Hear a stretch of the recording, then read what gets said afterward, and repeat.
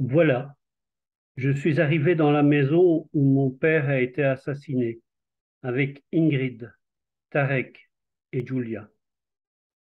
Je suis dans le lit de papa et j'ai mis un de ses t-shirts pour m'aider à trouver le sommeil. Je sens encore son odeur dans cette pièce. La chambre est sombre. J'écris à la lumière d'une bougie. Il n'y a pas d'électricité. Tout le pays est plongé dans le noir. Curieusement, je me sens calme. Tout ceci est ma vie. Ce pays, ces gens, tant d'années, quelle fin. La vie est étrange. Dieu, tu mènes ton œuvre mystérieusement. L'histoire de la famille de Tracy Chamoun est intimement liée à celle du Liban contemporain. Son grand-père, Camille Chamoun, a été président du Liban et son père, Dani Chamoun, a été le chef du Parti national libéral et le commandant de la milice des Tigres. J'ai un héritage politique à assumer pour sauvegarder la démocratie et la liberté au Liban. Mes valeurs sont celles de la tradition libérale de ma famille, le non-confessionnalisme, l'égalité, la diversité, la défense de cette passerelle unique que représente le Liban entre l'Orient et l'Occident. Tracy Chamoun essaie aujourd'hui de se dégager de son passé dramatique pour mieux comprendre et expliquer les fortes tensions qui animent toujours la vie politique nationale. Partisane d'un Liban indépendant des forces étrangères et multiconfessionnelles, Tracy Chamoun se livre à l'exercice périlleux de ne pas avoir un regard où le parti pris de son histoire personnelle fausse les responsabilités de chacun. Elle nous offre aussi une vision d'avenir et d'espoir dans une partie du monde où les équilibres changent, les révolutions se succèdent et où l'avenir des valeurs humanistes de l'Occident se joue. Info relayée le 2 septembre 2022 sur la chaîne de TV5 Monde. Voilà, peut-être une présidente au Liban, pourquoi pas. Nous allons tout de suite donc à Beyrouth retrouver Tracy Chamoun. Bienvenue. Bienvenue, merci d'être avec nous en direct. Voilà, vous êtes en direct de Beyrouth. La politique, c'est une affaire de famille. Votre grand-père, Camille Chamoun, a été président. Votre père, Dani Chamoun, était le chef du Parti national libéral. Il a été assassiné en 1990 lors d'une offensive de l'armée syrienne. Pourquoi vous lancez dans cette campagne présidentielle ? Premièrement, il y a un sens de devoir familial, bien sûr, qui m'a été transmis toute ma vie. Un devoir pour rendre service. Et aujourd'hui, le pays est vraiment a besoin de beaucoup de travail pour se remettre sur pied. Nous sommes dans un état catastrophique. Et vraiment, il faut s'y mettre de tout cœur et refaire vivre ce pays. Donc c'est par volonté d'aider ce pays, d'aider le Liban, que je me présente à la présidence. À la présidence, donc un suffrage indirect. Alors vous êtes, le fait d'être une fille d'eux, une petite fille d'eux, est-ce que c'est un atout d'être une femme aussi, alors qu'on rappelle qu'une partie de la population rejette le système politique actuel, rejette aussi le confessionnalisme. Est-ce que vous pensez que vous êtes un atout ? Est-ce que je suis un atout? Je n'ai pas entendu, excusez-moi. Oui, est-ce que vous pensez que vous pourrez renouveler, changer la classe politique? Parce que c'est aussi une demande très forte. Je pense qu'une femme aujourd'hui peut jouer un grand rôle réconciliateur et rassembleur.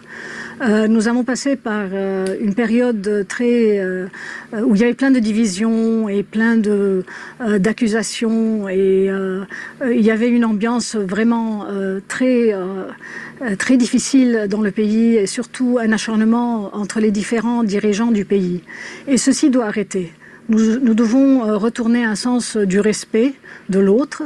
Nous devons pouvoir nous écouter les uns les autres. Nous devons pouvoir trouver des solutions à ce pays. Nous avons eu plein d'occasions, et surtout la France a beaucoup aidé d'ailleurs, à proposer plein d'options pour le Liban pour sortir de la crise actuelle. Or, ça fait 2 ans que nous traînons dans cette crise et elle s'empire de jour en jour. Et donc, aujourd'hui, il faut trouver un terrain commun. Il faut résoudre les problèmes sur le sol à travers un discours où et vous avez un programme, Tracy Chamoun, une volonté de travail. Oui, vous avez d'ailleurs un programme, on va y revenir. Mais quand vous parlez de dialogue, par exemple avec le Hezbollah, comment vous discutez avec le Hezbollah? Est-ce que vous parlez du problème épineux des armes? Écoutez, le Hezbollah est présent au Parlement libanais. Ils ont des députés. Et nous sommes aujourd'hui un système parlementaire au Liban. Donc, il y a plein de lois qui doivent être passées. Nous sommes aujourd'hui sous le regard du FMI et de la Banque mondiale. Et il y a plein de lois qui doivent être passées pour que nous puissions sortir de cette crise. Et nous dépendons donc d'un système parlementaire, justement, pour pouvoir passer toutes ces réformes afin que nous puissions commencer un parcours de reconstruction. Et il est nécessaire de pouvoir parler avec tout le monde au sein des institutions libanaises. Donc voilà, parler avec tout le monde, vous le redites sur notre antenne. Si vous avez votre première réforme, si vous lancez une première réforme, quelle sera-t-elle? C'est l'indépendance du judiciaire. Aujourd'hui, nous avons énormément de pression sur les juges, de pression politique, et c'est très important comme point de départ d'avoir un judiciaire qui est très indépendant. Donc voilà, pour la justice, mais pour l'économie. Pour pouvoir faire plein de choses d'ailleurs. Et aussi pour la justice, et non seulement ça, vous savez que nous avons eu l'explosion du port et qu'il faut quand même une justice là aussi. Et donc l'indépendance des juges est quelque chose d'essentiel pour un travail qui doit se faire au Liban. Dans votre programme, vous parlez aussi de la lutte contre la corruption. Comment lutter contre la corruption au Liban? Écoutez, nous avons beaucoup de clientélisme au Liban. Et la corruption est très profonde dans le système et elle date depuis très longtemps. Donc, une des façons de traiter cette corruption aussi, c'est d'avoir un gouvernement digital. Nous sommes, dans l'âge préhistorique, pratiquement, avec tout ce qui est rapport avec l'administration de l'État. Et donc, nous devons moderniser l'État et avoir un gouvernement digital qui va égaliser l'accès aux gens, à la population, aux renseignements, aux informations et à un prix aussi accessible à tout le monde, sans avoir recours à un patronage ni à un clientélisme qui a vraiment détruit le secteur public. Tracy Chamoun, il nous reste 50 secondes. Qui, pour vous, sera le meilleur pour diriger le pays, hormis vous? Excusez-moi, ça a brouillé. Répétez. Quel est le meilleur, si ce n'est pas vous, quel candidat vous allez soutenir? On parle de Joseph Aoun, on parle de Ziad Hayek. Écoutez, moi je me suis présentée comme candidate, donc en fait, vous me posez là une question très difficile.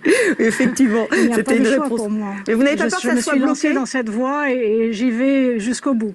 J'y vais jusqu'au bout. Merci infiniment Tracy Chamoun d'avoir été avec nous en direct dans 64 minutes. Et je rappelle que la date butoir est le 31 octobre, date à laquelle Michel Aoun devra laisser la place de la présidence. Mais encore faut-il que les députés se mettent d'accord pour voter le président ou la présidente du Liban.